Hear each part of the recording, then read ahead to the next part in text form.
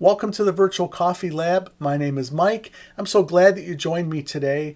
We're going to roast and taste 3 different coffee varietals from the same farm in Nicaragua. So let's get roasting.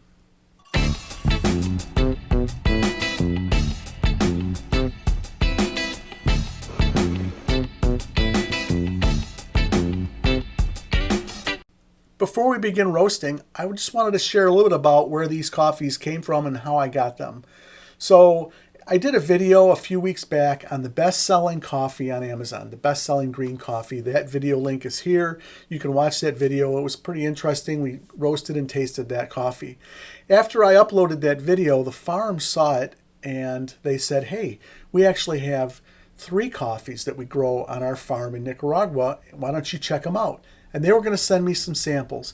Well, I didn't want to take the samples. I went to their website and I purchased all 3 coffees from their website. Primos Coffees is the name of the website, the name of the business. The farm was originally Don Felipe, and it's a 4th generation farm. He was the original farmer in Nicaragua, and it's 4 generations of his family that's been growing coffee. And so it's been neat to kind of communicate with them and ask some questions. I've got some pictures that I'm going to show you of their farm, and we'll learn a little bit about the region in Janatigua, Nicaragua. So we're going to roast these 3 coffees, the Caturra, the Javanica, and the Perenima. And I'm sure I'm probably not pronouncing that right. And these are coffee varietals. I'm not an expert with coffee varietals. There's actually a great video that I watched that is on YouTube that you can check out. I've got the link below. It's an awesome video that does a great job of explaining the origins of coffee, how we've got these different coffee varietals, and maybe some of the different tasting notes that they may be known for. Things like body and sweetness and floral aromas as well. So go ahead and check that out, and we'll go ahead here, get the roaster warmed up, and then we'll roast these coffees, and then after we roast these coffees, we'll do a tasting.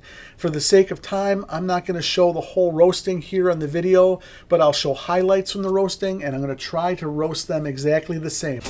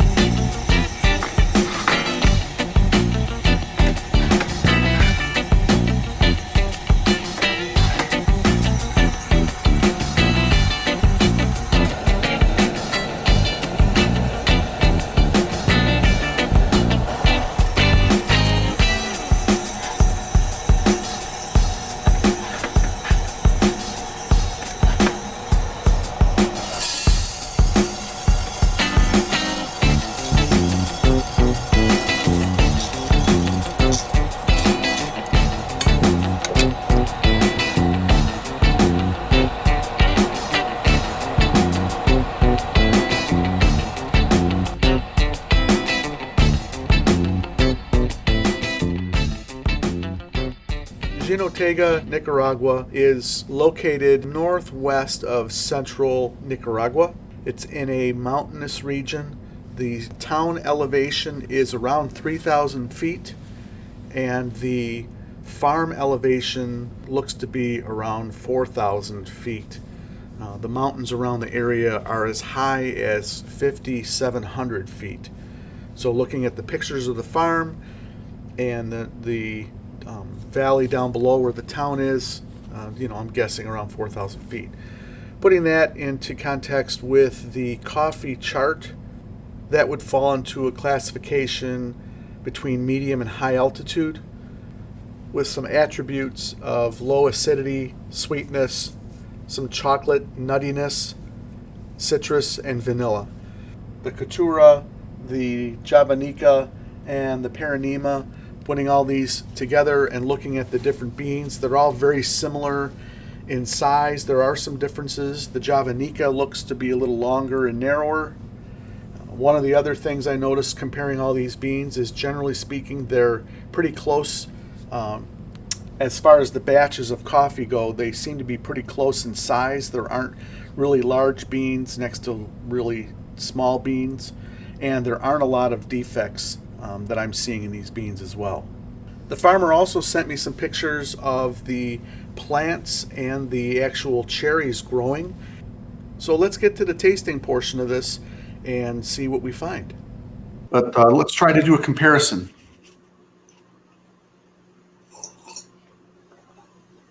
Why don't you go ahead, Michael, once you're ready to get us started with that.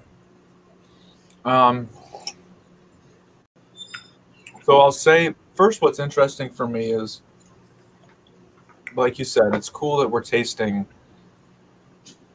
3 different varieties of coffee grown in approximately the same microclimate, same location.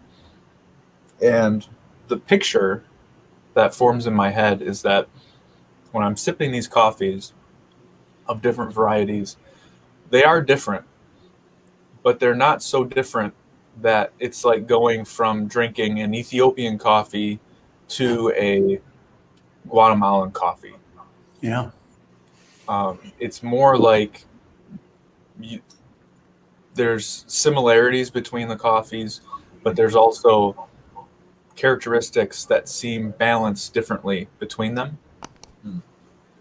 So that's one interesting thing out of this. So if I'm describing them, the Caturra is kind of like the more mild and sweet coffee. There is some acidity, but it's not a pronounced main defining characteristic as I experience it. Yeah. The Javanica is a little more acidity focused, and I would almost say astringent. Almost the acidity and fruit notes are a little harsh to a degree. And when it's a little cooler now, I could actually compare it to Earl Grey tea. Wow. And to be honest, there is this orangey lavender note in it that is very reminiscent of is it Earl Grey that has say that again? The bergamot? Yeah. Called? Yeah. Yeah, Earl Grey has this bergamot. It's like, I think, which is the essence of orange peels or something like that. Anyway, so I'm getting that it's kind of astringent, slightly harsh, and there's a little bit of floral properties, I guess, that are coming out. Very slight.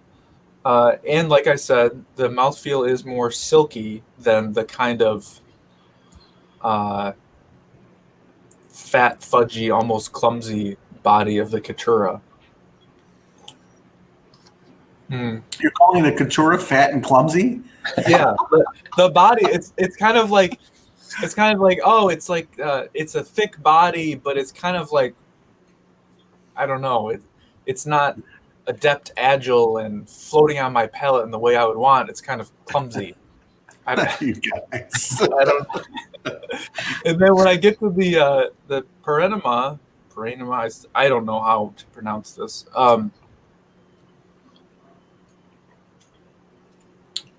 It's probably the most enjoyable out of the three for me, which Mm, probably isn't a surprise from what I said before, because I think those different attributes hang in more balance, and I find my mind popping back and forth between them as I'm thinking about it, which leads to more of an experience of complexity. Um, I'll add one more thing. I was present at the roasting for these coffees, and we tried to be consistent between them, but the roasts weren't identical, and mhm. we're drinking them with different water. We weren't really strict in this comparison, all using the exact same water. So there could be some variation among the roasts a little bit that are affecting the different things we experience in the coffee. And each of us could be having a different perception because of the water differences that we didn't eliminate as a variable. But overall, I think you can see a different character between these. For me today, right now, the third one, the Prenema, is the most interesting. Um, but all of them are enjoyable. I'm kind of in the mode. It's hard for me to say what my favorite is or what is superior. They're different. And I know what I'm enjoying this morning. But yeah, Did you doctor your water? today I was using filtered Brita water Right, me too. because I thought that would be closer to what you guys are using. Yeah. Jeremy, is that what you did? Yep. Okay. So I think it's fair to say that the water is pretty similar. Yeah. Jeremy used a Kalita. Michael, what did you use? I used a December dripper. Okay, and I used a Clever Dripper. Hmm. So that's definitely going to influence what we're tasting. So I'm not quite sure. I'm not real familiar with how the December Dripper works. I know that Jeremy and I are using a traditional filter with our coffees. Obviously, I'm using an immersion steeping method with the Clever Dripper. Jeremy's is more of a traditional pour over. You use the George Howell method. Yep. Okay. All right. And then tell us about the December Dripper? It's a pour over cone that uses the Kalita filters, and it's shaped very similarly to the Kalita, but the flow rate on it is variable. So I'm able to, when I start pouring water in a coffee and I see that the flow rate is maybe slower than I would like to meet my target time, I can open it up a little more to try to help it along or close it up. Okay. So other than that, it's basically like a stainless steel Kalita. Okay. And what was your target time? Just if we're getting technical. 3.5 minutes. Mm-hmm. Okay. All right. Jeremy, you want to try to tie these three coffees and sum it up?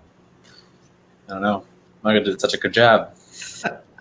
I think I talked wrong. That's okay. Um, yeah. Well, I think Michael's descriptions of the three, I can't argue with that. But I guess for me, at the end of the day, the Javanica has my heart. I mean, that body is just so smooth. I like it. So,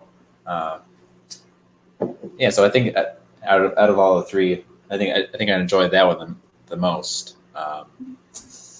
But yeah, I mean they're all enjoyable coffees. Like I could see me enjoying like all three. But yeah, I guess if I was to get one, I'd probably get the Javanica. Well, if you were to get the Javanica, you probably wouldn't be able to because it is the smallest. It's a micro lot. It's the smallest of their harvest. Hmm. And when I ordered this, they only had, maybe these are 3-pound bags.